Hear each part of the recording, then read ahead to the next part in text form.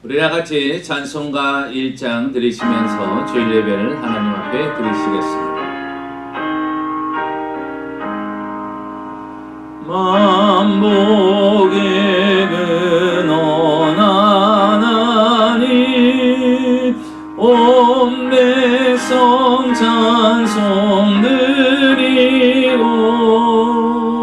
저 전사여 찬송하세 찬송 성부 성자 성령 아멘.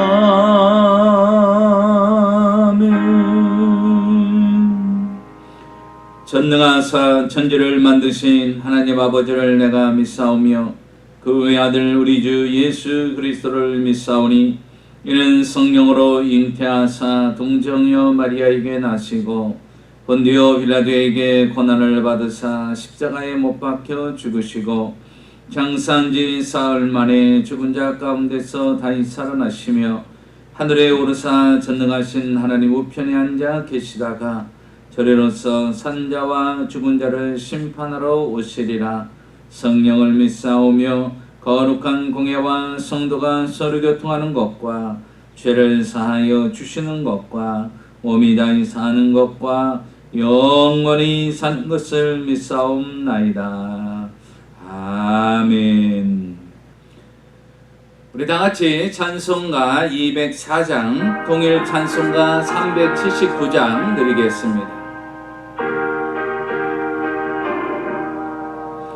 주의 말씀 듣고서 준행하는 자는 반석 위에 떠닫고 집을 지은 같아 비가 오고 물나며 바람 부딪혀도 반석 위에 세운 집 무너지지 않네.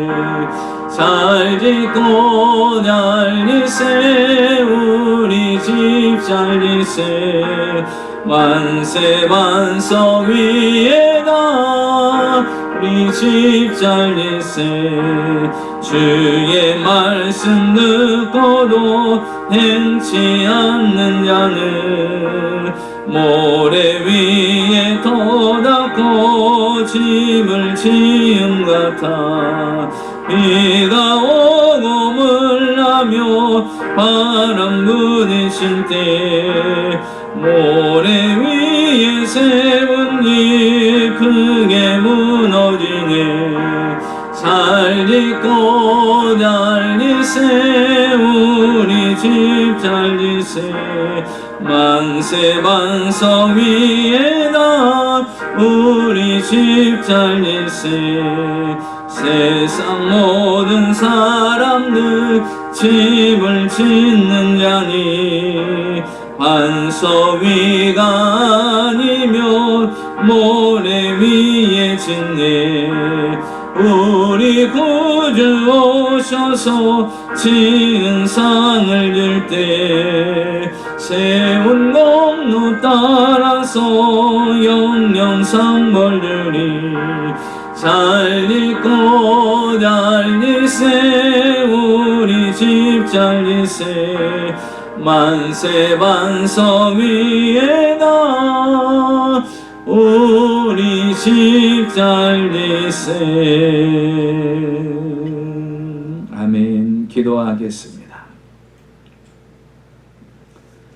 한 주간도 전능자의 날개 그늘 아래 보호하시고 지켜주셨다가 거룩한 주일 기억하게 하시고 주님 전에 나와 마음과 뜻과 정성을 다하여 하나님 앞에 예배자로 서게 하심을 감사합니다. 하나님 오늘 예배를 통하여 주를 만나게 하시고 주님이 주시는 위로와 소망과 평강이 충만하게 임하는 귀한 시간이 되게 하여 주시옵소서. 힘들고 어려운 시기를 지나고 있지만 전능하신 하나님과 동행함으로 말미암아 날마다 힘을 얻으며 하나님을 힘입어 이 세상을 담대히 살아가게 하신 아버지 하나님, 오늘 예배를 통하여 성령으로 충만케 하여 주셔서 세상과 환경을 이길 힘이 다시 공급되는 귀한 시간이 되게 하여 주시옵소서. 코로나가 속히 종식되어서 영적인 삶이 다시 회복되고 일상의 삶이 정상적으로 회복되는 귀한 은혜가 이 땅 위에 임할 수 있도록 하나님이 은혜를 더하여 주시옵소서. 오늘 내 인생의 수고하고 무거운 짐을 주님 앞에 내려놓습니다. 우리의 힘으로 능으로 풀을 수 없고 해결할 수 없는 답답한 모든 문제들 하나님께서 이 시간에 움직여 주시고 역사하여 주셔서 내 앞에 부딪힌 모든 일들이 합력하여 선을 이루게 하여 주시옵시고 안 될 것이 없고 불가능이 없으신 전능하신 하나님의 손길로 말미암아 모든 일들이 가장 좋은 것으로 이루어지는 귀한 은혜의 역사가 있게 하여 주시옵소서.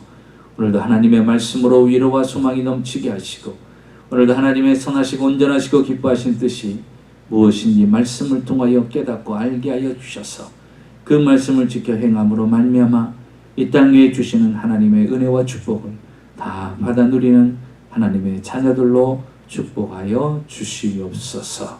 예수님의 이름으로 기도하옵나이다. 아멘. 저는 오늘 사무엘하 6장 6절에서 15절까지 성경에 해답이 있다, 이와 같은 제목으로 함께 말씀을 나누겠습니다. 다윗 왕은 이스라엘의 왕이 되면서 그는 두 가지의 큰 소원이 있었습니다.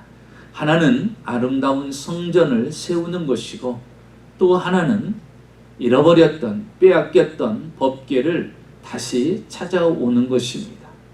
이스라엘 백성들은 지금으로부터 70여 년 전에 법궤를 빼앗긴 적이 있습니다. 블레셋이 이스라엘을 공격하여서 4,000명을 죽이는 일이 생기게 됩니다. 그러자 감히 이방인 나라가 하나님의 나라인 이 이스라엘을 공격해서 4,000명을 죽이는 사건이 생겼으니 이스라엘의 모든 고위 원로들이 모여서 원인을 파악하기 시작했습니다. 어떻게 해서 이방인들에게 우리가 4,000명이나 희생당하는 일이 생길 수 있을까?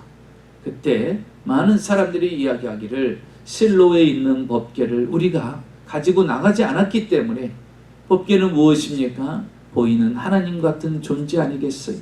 그런데 그 하나님과 동행하지 않았으니, 하나님이 함께하지 않았으니 우리가 전쟁에 실패한 것이다. 그래서 법궤를 가지고 다시 블레셋을 공격하라는 것입니다. 그래서 실로에 있던 법궤를 가지고 와서 블레셋과 전쟁을 치르게 됩니다.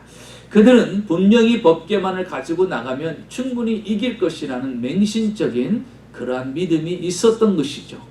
결국 어떻게 되었습니까? 블레셋과 전쟁을 치르면서 결국 그들은 3만 명이라는 희생을 받게 됩니다. 3만 명이라는 사람들이 죽음을 맞이하게 된 것이죠. 그걸로 인하여서 충격을 받습니다. 어떤 사람이 엘리 제사장, 그때 당시의 제사장이 그 소식을 듣고 충격을 받아 그만 죽게 되는 사건까지 생기게 된 것입니다. 그리고 그 전쟁에 3만 명이 희생되면서 법궤도 빼앗기는 일까지 생기게 되었던 것이죠. 그래서 70여 년 동안 법궤는요, 빼앗긴 상태에 있었던 것입니다. 그래서 다윗은 그 잃어버린 빼앗긴 법궤를 찾아오는 것이 그의 소원이었던 것입니다. 그래서 그는 왕이 돼서 이제 법궤를 이 예루살렘으로 옮기는 그러한 작전을 세우게 됩니다.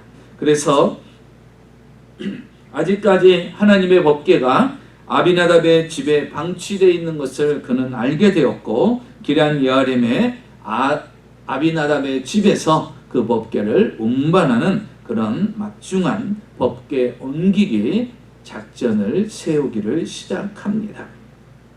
이 법궤가 왜 이렇게 소중할까요? 이 법궤 안에는 우리가 잘 알다시피 세 가지 중요한 것이 들어있습니다. 이스라엘 백성들이 40여 년 동안 광야 생활할 때 하나님이 내려줬던 그 만나, 그 만나와 그 만나를 담았던 항아리가 그 법궤 안에 있습니다. 그리고 아론의 쌍난 지팡이가 법궤 안에 있습니다. 그리고 하나님께서 시내산에서 이스라엘 백성들에게 내려줬던 십계명이 기록되어 있는 두 돌판이 바로 이 법궤 안에 들어있는 것입니다. 그래서 이 법궤는 어떠한 것입니까? 대단히 중요한 존재인 것입니다. 그리고 하나님께서 그 법궤를 통하여서 하나님의 임재를 나타냈던 일들이 성경을 통해서 우리는 볼 수가 있는 것이죠. 그렇기 때문에 이스라엘 백성들에게 법궤는 대단히 중요한 것입니다. 이스라엘 백성들이 출애굽하는 가운데서 시내산에서 하나님께서 모세에게 성막을 지으라고 명령했습니다. 그리고 성막을 어떻게 지을 것인지를 다 말씀하시고 제일 먼저 그 중에 바로 법궤를 먼저 만들었다라는 것입니다. 성막은 어떤 것입니까? 하나님의 집과 같은 거예요. 지성소, 법궤가 있는 지성소는 어떤 곳입니까? 하나님의 방과 같은 그런 것입니다. 이 지성소에는 오직 법궤 이거 하나만을 두게끔 만들었습니다. 이유는 무엇일까요? 출애굽기 25장 22절에 뭐라기를 거기서 내가 너와 만나리라 그랬습니다. 거기서 지성소에서 법궤 있는 그곳에서 하나님께서 이스라엘을 만나 주시겠다고 말씀하신 것입니다. 그러니까 법궤는요 하나님과의 만남의 중요한 장소가 되고 바로 이 법궤는요 살아계신 하나님, 보이는 하나님과 같은 존재고 바로 하나님의 임재를 말씀하시는 것입니다. 그러니까 이스라엘 백성들에게 있어서의 법궤는 마치 보이는 하나님과 같은 소중한 존재인 것입니다. 그런데 그 법궤를 빼앗겼어요. 그래서 이 법궤를 다윗이 다시 도로 찾아오기로 결심합니다. 그래서 이 일을 위해서요 법궤 운반 인원을 세우는데 3만 명이라는 사람들을 동원하기 시작합니다. 그리고서 이 법궤를 잘 운반하기 위해서 새 수레를 만들어 가지고 소가 이끌게 하고 그리고서 새 수레에 법궤를 얹어서 아주 잘 조심스럽게 이제 법궤를 운반해 오게 됩니다. 이 수레 위에 법궤를 올려놓고 이제 예루살렘을 향하여서 법궤를 운반하는데 두 사람의 책임자가 있지요. 앞에서는 아비나답의 아들 아효가 이제 소를 몰고 갑니다. 뒤에는 우사가 법궤를 지켜보면서 뒤에 3만 명의 군사와 사람들과 함께 이제 법궤를 예루살렘을 향하여서 운반해 가고 있습니다. 얼마나 큰 기대가 되겠어요. 다윗성에 있는 다윗은 얼마나 기대가 되겠습니까? 꿈을 이루는 순간 아니겠어요? 이스라엘 백성들도 얼마나 기대가 되겠습니까? 70여 년 동안 빼앗겼던 그 법궤를 다시 찾아오는 그런 감격스러운 일이 지금 진행되고 있다라는 사실이죠. 그런데요, 오늘 성경에 보니까 나곤의 타작마당에 들어가기 시작합니다. 그런데 갑자기 나곤의 마당 앞을 지나려고 하는데 소가 갑자기 무슨 이유인지 펄떡펄떡 뛰기 시작합니다. 벌떡벌떡 뛰기 시작하면서요 어떻게 되겠습니까? 소가 뛰다 보니까요 법궤가 떨어지는 위기에 상황에 처해 있는 거예요. 뒤를 따르던 우사가 곧바로 법궤가 떨어지면 안 되잖아요. 얼마나 귀하고 소중한 것입니까? 성스러운 물건 아니에요. 그래서 떨어질까봐 그는 곧바로 가서 그 법궤를 손으로 붙잡습니다. 떨어지지 않게. 그런데 어떤 일이 일어났을까요? 분명히 우사는요 법궤를 떨어뜨리지 않기 위해서 법궤를 잡았는데 그것이 뭔가 문제가 되었던 것 같습니다. 성경을 보니까 7절에 여호와 하나님이 우사가 잘못함으로 말미암아 진노하사 그를 그곳에서 치시니 그가 거기 하나님의 교회 곁에서 죽으니라. 우사는 법궤를 떨어뜨리지 않으려고 잡았는데 그것이 뭔가 잘못됐다라는 것입니다. 그래서 잘못뿐만 아니라 하나님이 진노하시는데 그것을 치셨어요. 그것으로 치는 것으로 끝난 것이 아니라 우사가 결국 어떻게 됩니까? 그 자리에서 즉사하는 사건이 생겨버린 거예요. 얼마나 충격적이에요. 지금 여러분 법궤를 운반해가는 아주 축제와 같은 축제의 장의 행렬입니다. 그런데 이제 그 축제의 행렬이 뭐로 바뀌었어요? 장례 행렬로 바뀌게 되는 상황이 되어버린 것입니다. 그 법궤를 운반하는 책임자 중에 한 사람이 그 자리에서 즉사해버린 거예요. 얼마나 충격을 받았겠어요. 더 이상 이 법궤를 가지고 갈 수가 없는 겁니다. 이 소식이 다윗에게 들리게 됩니다. 8절에 보니까 여호와께서 웃사를 치심으로 다윗이 분하여 이렇게 말하고 있어요. 다윗은 도대체 이게 무슨 일인가? 아니 지금 잘 진행되고 있는데 왜 갑자기 사람이 죽어? 무슨 일이야? 글쎄요, 다윗은요 화도 나기도 해요. 왜? 이게 잘 진행돼야 되는데 그러지 못하고 중간에 사람이 죽는 사건이 생겼으니 얼마나 다윗도 당황스럽고 한편으로는 화도 나게 되는 것입니다. 다윗은요 이 법궤를 찾아오기 위한 대단한 열정이 있었어요. 그래서 사람을 3만 명까지 법궤 하나를 운반하는데 3만 명이라는 사람을 동원할 정도로 그렇게 열정을 가졌다라는 것입니다. 그런데 여러분, 오늘 말씀은 우리에게 가르침을 주십니다. 열정이 전부가 아니라는 것이죠. 헌신이 전부가 아니라는 것이죠. 인간의 열정과 헌신도 수종하지만 그것보다 더 수종한 것이 있다라는 것을 하나님이 다윗에게 오늘 본문을 통해서 가르쳐 주고 있는 것을 볼 수가 있습니다. 여러분, 법궤를 운반하는 이 목표 얼마나 선합니까? 그리고 그 동기가 얼마나 선했습니까? 그런데 희한하죠? 하나님이 그것을 거절합니다. 얼마나 선한 일이에요. 얼마나 그 목표와 동기가, 그 열정이 대단합니까? 왕이 되면서부터 제일 먼저 법궤를 운반하는 거, 이건 당연한 거잖아요.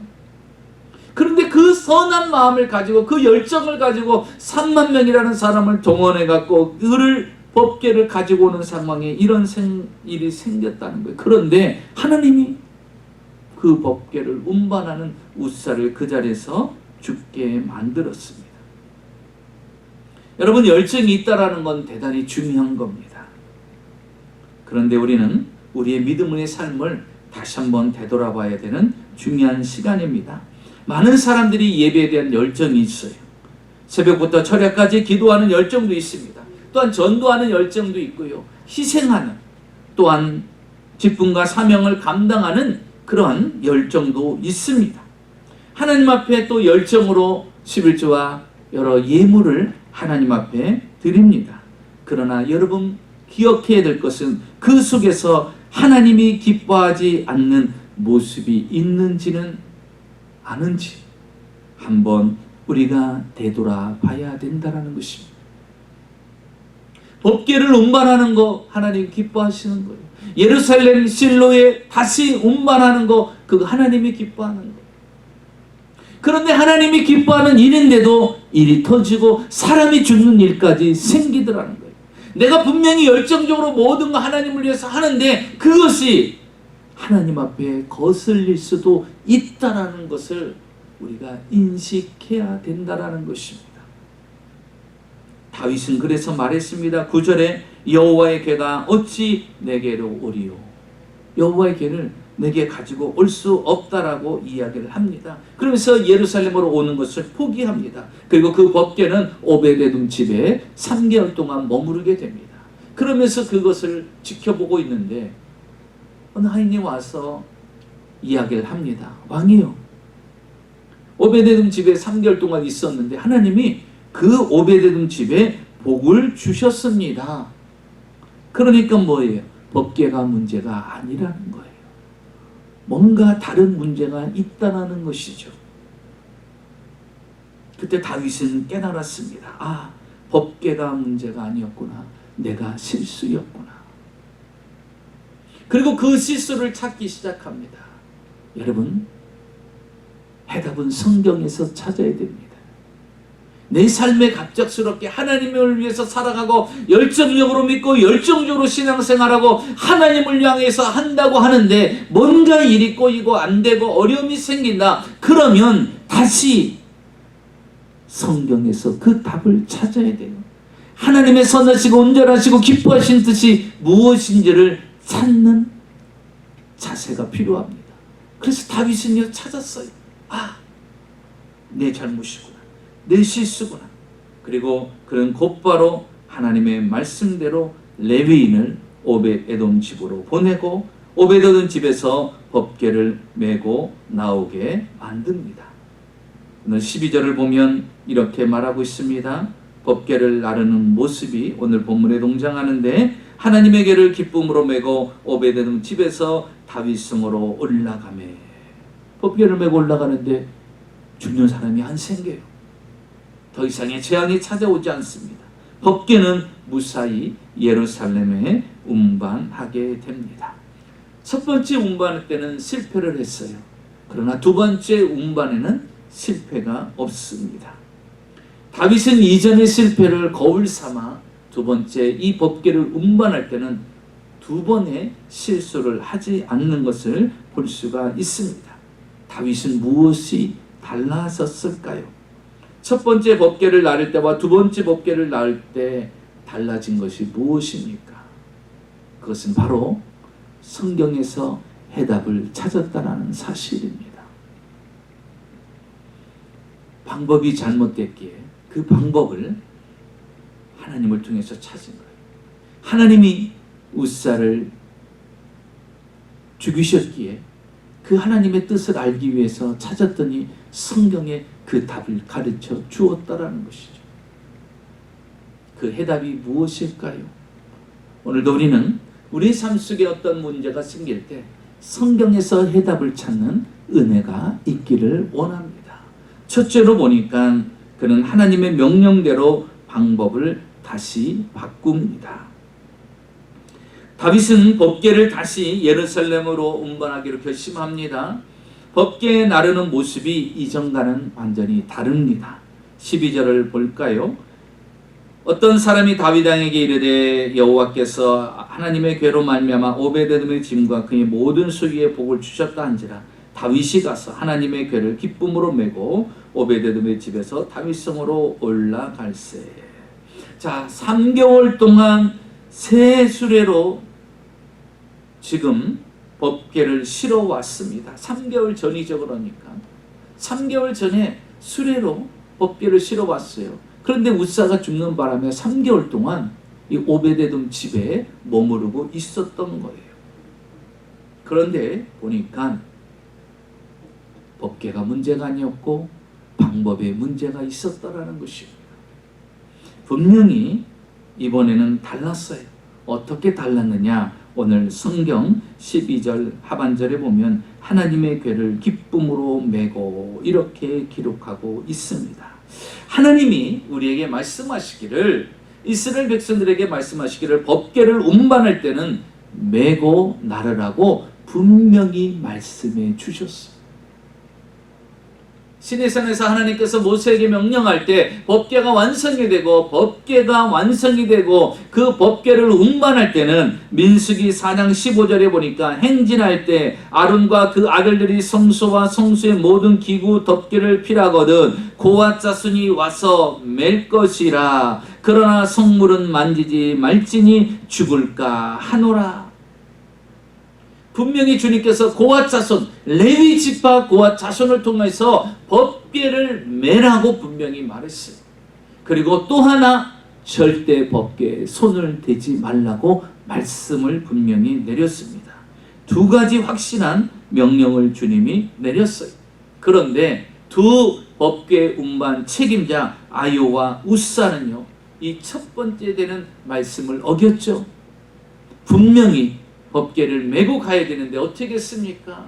메고 간 것이 아니라 그들은 새 수레를 만들어서, 정성껏 새 수레를 만들어서 그 위에 법궤를 싣고 갔다라는 것입니다. 여러분, 법궤는요 일반적으로 안과 박이 금으로 쌓여졌습니다. 그리고 그 덮개는요 정금으로 만들어진 그룹 천사가 마주보며 얹혀 있습니다. 내 모퉁이에는요 금고리를 달아 연결하게끔 되어 있습니다. 그래서 연결고리에다 고리를 끼워서 나무를 끼우든지 운반한 것을 끼워서, 그리고 4명이 양쪽에 귀풀이 밑에까지 끌어올려서 이 법궤를 메고 가는 것입니다. 그런데 덮개는 뭐예요? 천사 2마리, 2명의 천사 모형이 그대로 금으로 만들어진 거예요. 자, 그러니 여러분, 그 무게가 약 계산해 보면 한 176파운드, 80kg 정도가 되는 거예요. 그러니 그 무게를 가지고 예루살렘까지 사람이 메고 옥말한다라는 것이 결코 가벼운 것은 아니에요. 그러다 보니까 무엇을 선택했어요? 편한 것을 선택한 거예요. 거기까지 메고 가려면 힘들고 어려우니까 편하게 가지고 가자. 그래서 수레에다 싣게 된 겁니다. 여러분, 방법이 잘못되면 문제가 생기는 거예요. 문제가 생기는 것입니다. 그뿐만 아닙니다. 법궤는 매라고 그랬는데 수레에 싣고 끌고 왔어요. 그리고 또 보십시오. 두 번째는 무엇이었죠? 법궤를 만지지 말라고 그랬습니다. 6절을 볼까요? 그들이 나곤의 타작마당에 이르러는 소들이 뛰므로 웃사가 손을 들어 하나님의 궤를 붙들었더니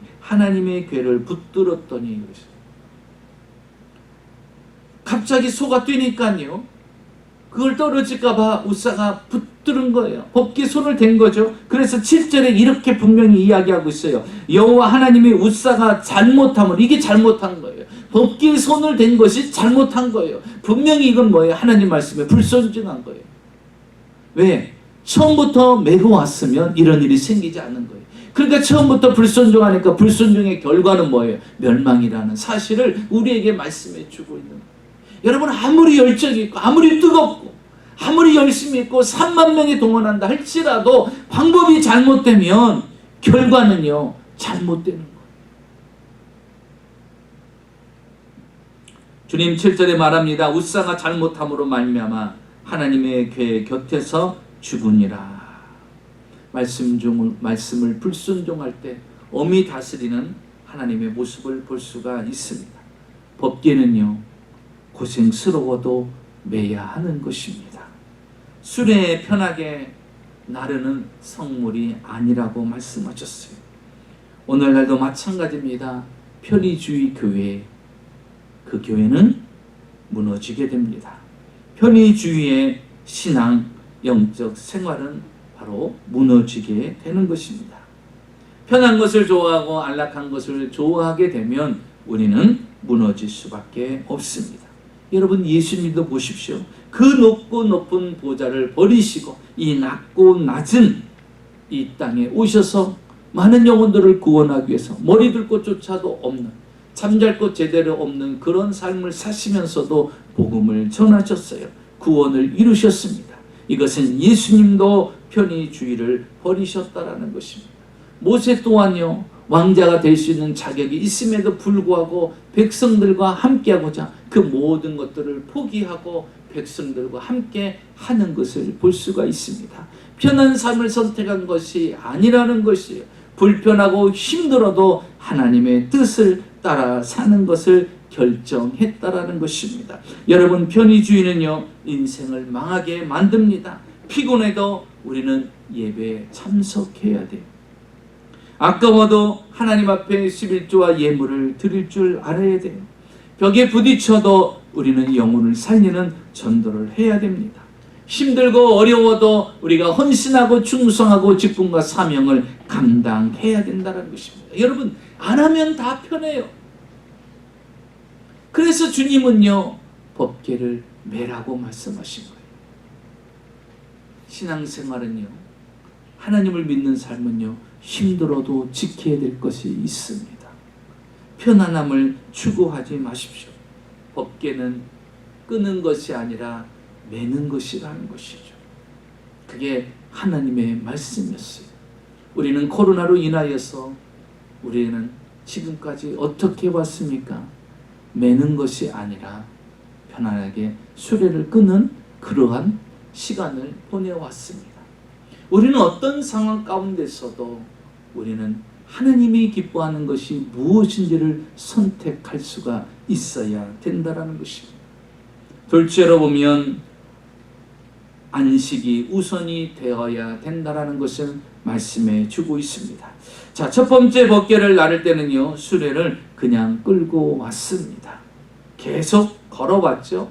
그런데 두 번째는 다릅니다. 13절을 볼까요? 여호와의 궤를 맨 사람이 6걸음을 가매 다윗이 소와 살찐 송아지로 제사를 드리고, 이렇게 기록하고 있어요.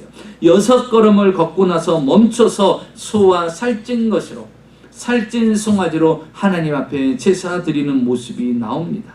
무조건 계속해서 걸은 것이 아닙니다.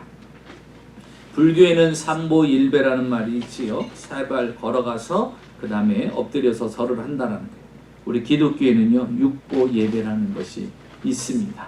무엇을 이야기합니까? 6발을 드리고 그 다음에는 쉬어서 예배를 드리는 거예요. 여러분, 구약에는 짐승의 피로 제사를 드리고 신약에는 예수의 피로 예배를 드리는 것입니다. 다윗은 6발을 걸은 후 제사를 드렸습니다. 출발은 순조롭게 하여 주신 하나님께 감사를 드리고 마지막까지 그 발걸음이 잘 도착될 수 있도록 그는 6걸음 후에 하나님 앞에 제사를 드리는 것을 보게 됩니다. 이것은 무엇을 이야기합니까? 바로 안식일, 주일의 개념을 우리에게 말씀해 주고 있는 것입니다. 하나님도 6일 동안 천지를 창조하시고 그 7일째 쉬었음을 우리에게 말씀해 주십니다. 6걸음을 하고 난 뒤에 예배를 드리는 아름다운 신앙을 우리는 볼 수가 있습니다. 6일을 일하고 쉬는 것은 바로 창조의 섭리라는 사실을 우리는 기억해야 됩니다. 마음이 급하고 열정과 뜨거움만이 우선이 아니라 우리가 성경에서 그 답을 찾아야 돼요. 하나님의 선하시고 기뻐하시고 온전하신 뜻이 무엇인가? 바쁘게 열심히 부지런히 뛰면서 살아가는 것이 아니라 6걸음을 하고 난 뒤에 나는 하나님 앞에 안식의 예배를 드리고 있는가를 우리는 생각해 봐야 된다는 것입니다. 문경에 있는 석탄박물관이 있는데요. 한국이죠. 한국 문경에 보면 석탄박물관인데 지금까지는요, 깊은, 지금은 그 탄광에 석탄을 캘 때는요, 모든 전동차로 들어 올려서 전동차로 밖으로 가지고 나옵니다. 그러나 전기시설이 없었던 그 시대에는요, 말마차가 깊은 곳 입구까지 이제 석탄 마차를 운행을 했던 것이죠. 그래서 말이 그 마차를 끌고 석탄 저 깊은 곳까지 들어갑니다. 석탄을 잔뜩 실으면 그것을 끌고 밖으로 나오는 거예요. 이것을 말이 그 일을 했던 것이에요. 그러니 그 입구는 어때요? 크게 뚫을 수밖에 없어요. 왜? 말이 왕래해야 되니까요. 왕래해야 되니까. 그런 일을 행했던 것입니다. 그런데 보세요.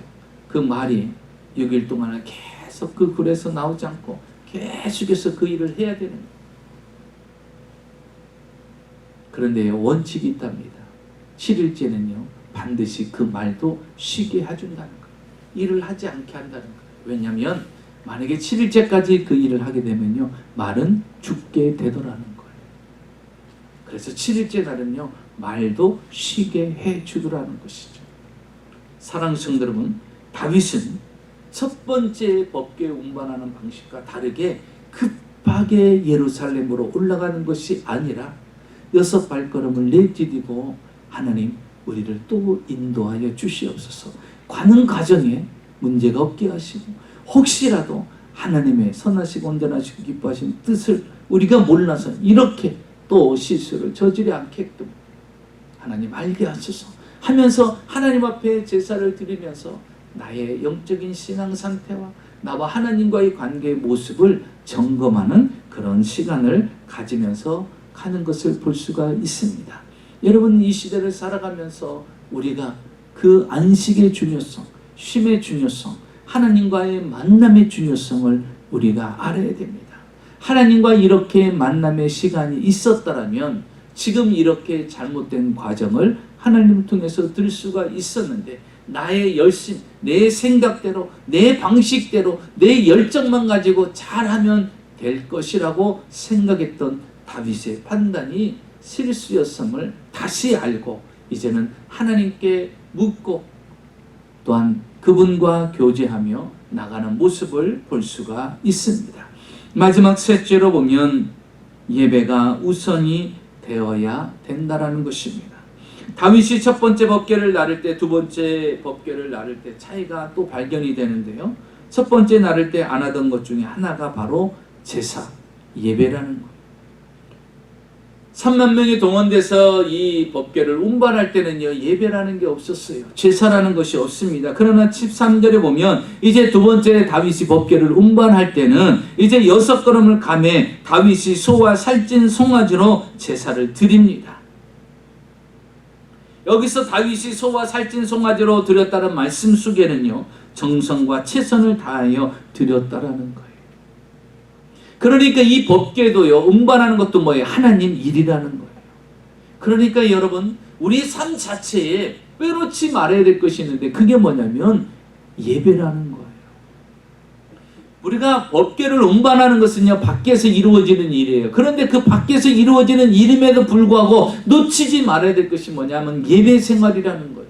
우리가 어디서 무엇을 하든지 어떤 상황에 있든지 직장 생활하든 사업을 하든 길을 가든 어디 가든 어떤 상황에 처하든 우리가 놓치지 말아야 될 것이 무엇이냐면 예배라는 것이, 그것이 주가 아니라 그것을 통하여 우리는 잊지 말아야 될 것은 하나님께 예배하는 예배자의 삶을 포기해서는 안 된다라는 거예요. 이제 수레에다 실어가지고 오기만 하면 된다. 빨리 예루살렘의 법궤만 도착하면 된다라고 생각했는데 그렇지 않았던 거예요. 그래서 다윗은 이제 두 번째 생각을 바꿉니다. 예루살렘을 향하여 올 때 두 번 다시 실수하지 않겠다. 그리고 오는 과정 속에서 6발걸음을 내딛고 그는 하나님 앞에 소와 살찐 송아지로 하나님 앞에 제사를 드립니다. 여러분, 빨리 가야 되잖아요. 소를 잡아가지고 불로 태워가지고 하나님 앞에 제사 드리고 그 살찐 송아지를 잡아가지고 불로 태워가지고 하나님 앞에 드리려면요, 그 시간이 꽤 오래 걸리잖아요. 그러면 올라가는 시간도 지연되지 않겠습니까? 그런데 중요한 것은 뭐예요? 하나님의 예배가 중요하다. 여러분, 좀 지연될까 할지라도, 좀 더딘 것 같을지라도 여러분, 하나님 앞에 예배하는 자는요, 앞서가게 되는 걸 믿으시기 바랍니다. 그 일을, 그 삶을 평탄하게 하나님이 만들어 주신다는 사실이. 로마서 12장 1절에 형제들아, 내가 하나님의 모든 자비함으로 너희를 권하노니 너희의 몸을 하나님이 기뻐하시는 거룩한 산제물로 드리라. 이는 너희의 드릴 영적 예배니라. 거룩한 제물, 바로 몸을 이야기하는 것입니다. 원어로 소마인데 단순한 육체를 말하는 것이 아니라 마음과 의지까지 포함합니다. 다시 말하면 예배는 뭐냐? 육체의 전 인격을 의미하는 것입니다. 그래서 하나님이 기뻐하시는 예배는 몸을 산제사로 드리는 거룩한 제사이라는 것이죠. 그래서 영적인 예배가 여러분의 삶에 그렇게 이루어져야 된다는 것입니다. 성전이라는 장소에서만 예배가 아니에요. 지금 어때요? 법궤를 운반하는 그런 상황 가운데서도 그런 예배를 드렸다는 것이 곧 무엇입니까? 예배가 생활화됐고 예배가 삶을 지배했다라는 사실을 우리가 알 수가 있습니다. 여러분은 예배가 어떻습니까? 예배가 부담스럽습니까? 예배가 답답합니까? 예배의 자리가 힘듭니까? 이제 예배의 태도가, 예배의 자세가 우리는 새로워져야 됩니다. 바쁘다 보니까, 혼란한 가운데 살다 보니까 예배를 인식하지 못하고 예배를 잊어버리고 살지는 않습니까? 여러분, 예배 중에 임하시는 하나님의 임재를 느끼는 예배를 드려야 됩니다. 찬양을 감격스럽게 부르는 예배가 회복이 되어야 됩니다. 예배 가운데 주시는 하나님의 말씀에 양심이 찔리고 두려워 떠는 예배가 되어야 됩니다. 하나님의 말씀에 아멘 아멘 하고 화답하는 그러한 예배가 되어야 됩니다. 오직 영적 예배만이 모든 예배의 해답이 된다라는 사실입니다. 인터넷으로 접속하면 서로 대화를 나눌 수 있는 것처럼 우리가 영적으로 예배드릴 때 성도들은 하나님과 접속하는 것이, 그래서 하나님의 임재를 느끼는 그러한 진정한 신령과 진정의 예배, 하나님의 생명이 흐르는 예배에 우리가 참여할 수가 있게 되는 것입니다. 40대 중반의 남자가 8번이나 사업에 실패를 합니다. 건강보조식품을 제조하는 회사를 마지막으로 차립니다. 아무도 거들떠보지 아니하고 관심 가져주지 않습니다. 그러나 그는 믿음으로 다시 일어섰고 자신의 실패를 통해서 깨달은 말씀이 있었습니다. 성경에 그 해답이 있다 하지 않았습니까? 8번이나 실패하고 믿음으로 살려고 하는데 되지 못하는 이유가 무엇일까? 성경에서 그 해답을 찾았는데 마태복음 6장 33절 너희는 먼저 그의 나라와 그의 의를 구하라. 그리하면 이 모든 것을 너희에게 더하시리라. 지금까지는 무엇을 먹을까 입을까 마실까를 위해서 열심히 돈을 벌기 위해서 뛰었는데 그 순서가 잘못된 거예요. 법궤를 운반하는 방식의 방법이 잘못되듯이 하나님의 뜻을 몰랐던 거예요. 하나님의 방식을 몰랐던 거예요. 그러나 그가 마태복음 6장 33절을 읽으면서 먼저 그의 나라와 그의 의를 구하는 것이 이 필요한 모든 것들을 하나님이 부어주시는구나. 그는 깨닫고 이제 하나님의 말씀을 부여잡고 하나님을 기쁘시게 하는 성공을 이루겠다라고 결심합니다. 그러면서 그가 제일 먼저 시도한 것이 사업장에서 예배를 드리고 하루를 시작하는 거예요. 우리의 삶을 주관하시고 이 사업장을 축복하시고 이끄시고 인도하여 주셔서 지금은 아무도 관심을 가져주지 않는 기업이지만 하나님을 기쁘게 드릴 때 하나님 이 기업이 성장하게 하시옵소서. 그는 예배를 드리고 출발을 했습니다. 그리고 매출액의 상당 부분을 선교비와 선교회를 조직해서 선교사까지 파송하는 복음 전하는 일에 하나님이 기뻐하는 일에 앞장을 서기 시작합니다. 1994년도 자본금 1억으로 시작한 회사가 10년 만에 700여 개의 지사를 두게 되고 연매출이 3천억 원이 넘었습니다. 이제 1000개 이상의 넘는 지사를 둔 큰 기업이 되어버렸습니다. 그 기업은 한국의 알로에 마임 회장인 유영석 장로님의 간증의 이야기입니다. 여러분, 안 될 때는 이유가 있고 문제가 있을 때는 이유가 있고 답답한 일이 생길 때는 이유가 있습니다. 여러분, 그 답을 어디서 찾으려고 합니까? 우리 그리스도인들은 세상의 어떤 것에서 그 답을 주지 않습니다. 우리는 다윗처럼 빨리 깨달아야 됩니다. 성경에 그 해답이 있습니다. 성경에 그 하나님의 뜻이 있습니다. 오늘도 여러분 다른 곳에서 여러분 해답을 찾으려 하지 마시고 오늘도 성경에서 그 해답을 찾고 하나님의 선하시고 기뻐하시고 온전하신 뜻을 추구하면서 그 뜻을 쫓아 오늘도 행하여 나감으로 하나님의 축복이 은혜가 회복되는 저와 여러분이 되시기를 주의 이름으로 축원합니다. 기도하겠습니다. 살아계신 아버지 하나님 감사합니다. 우리의 마음과 중심이 여호와를 향하고 우리의 열정과 헌신이 뜨겁다 할지라도 그 방법이 잘못되었고 하나님의 선하시고 온전하시고 기뻐하신 뜻이 아니었다면 우리가 빨리 깨닫고 성경에서 하나님 그 해답을 찾을 수 있는 지혜가 다윗처럼 있게 하여 주셔서 우리가 몰라서 무지해서 한 번의 실수를 할 수 있지만 두 번의 실수를 우리가 행하지 않도록 주님 인도하시고 역사하여 주시옵소서. 그리하여서 어떤 일이 생기고 힘들고 어렵고 답답한 일이 생길 때마다 그 성경에서 하나님의 해답을 찾아 우리의 삶이 형통케 되며 평탄한 삶을 살아가는 인생의 길이 되게 하여 주시옵소서. 또한 아버지 하나님, 가정과 사업과 직장과 물질과 장막과 자녀들의 문제를 주 앞에 내려놓고 우리 힘으로 능으로 할 수 없는 모든 답답한 문제들 주 앞에 내려놓습니다.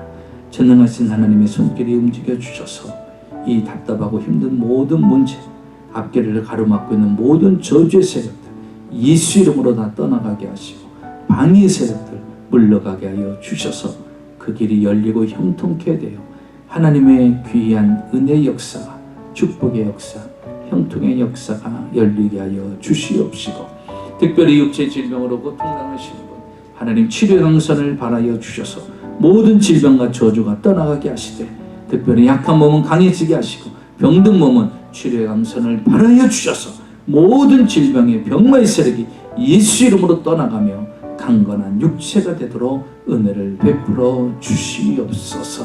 마음과 정성을 다하여 주 앞에 귀한 물질을 드리는 손길들 기억하시고 그 물질이 하나님 주 앞에 드려질 때 30배, 60배, 100배로 채워주시고 시와 때를 따라 공급하시는 하나님의 특별한 은혜와 축복이 넘치게 하여 주시옵소서. 지금은 우리 주 예수 그리스도의 무한하신 은혜와 아버지 하나님의 놀라우신 사랑과 보혜사 성령님의 충만하신 축복이 오늘 주일 예배에 하나님 앞에 마음과 정성을 다하여 이제 하나님의 뜻을 찾고 하나님의 성경을 통하여 말씀을 통하여 그 해답을 찾고 그 말씀대로 살아가고자 결심하는 살아가는 성도님들의 생활과 사업과 가정과 자녀와 직장 위에 지금으로부터 영원토록 함께 하시기를 간절히 축원하옵나이다. 아멘.